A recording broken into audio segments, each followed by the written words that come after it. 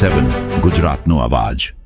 નમસ્કાર દર્શક મિત્રો, i7 ન્યૂઝ ગુજરાતીની સાથે હું છું આપની સાથે પાયલ બામભણિયા। તો જોઈએ આજના મહત્વના સમાચાર। સિંગવડ તાલુકાના બોરગોટા ગામ નજીક બે ઇકો કારમાંથી વિદેશી દારૂનો જંગી જથ્થો ઝડપાયો।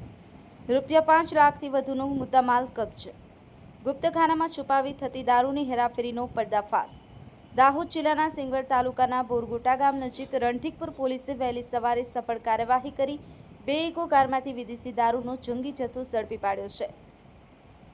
તપાસ દરમિયાન બંને ઇકો કારના એન્જિન, દરવાજા, પગ મૂકવાના ભાગ તેમજ વાહનના નીચેના ભાગમાં ખાસ બનાવેલા ગુપ્તખાનાઓમાંથી પ્લાસ્ટિકના પાઉચમાં ભરેલો વિદેશી દારૂ તથા ટીન બિયરની બોટલો મળી આવી હતી। આ કેસમાં ભીખુ નરકુમાવી અને અશોક સુકિયા પરમાર બંને રહે દાહોદની ધરપકડ કરવામાં આવી છે। પ્રાથમિક તપાસમાં દારૂનો જથ્થો ગુજરાતના વિવિધ શહેરોમાં પહોંચાડવાનો હોવાની આશંકા વ્યક્ત કરવામાં આવી રહી છે। દારૂ ક્યાંથી લાવવામાં આવ્યો હતો, કોના સુધી પહોંચાડવાનો હતો અને આ સમગ્ર સપ્લાય ચેઇનમાં અન્ય કોણ સંડોવાયેલા છે તે દિશામાં રણધીકપુર પોલીસે વધુ તપાસ હાથ ધરી છે। નિલેશ વસિયાની સાથે કેમેરામેન કલ્પેશભાઈની સરતા i7 ન્યૂઝ ગુજરાતી, દાહોદ।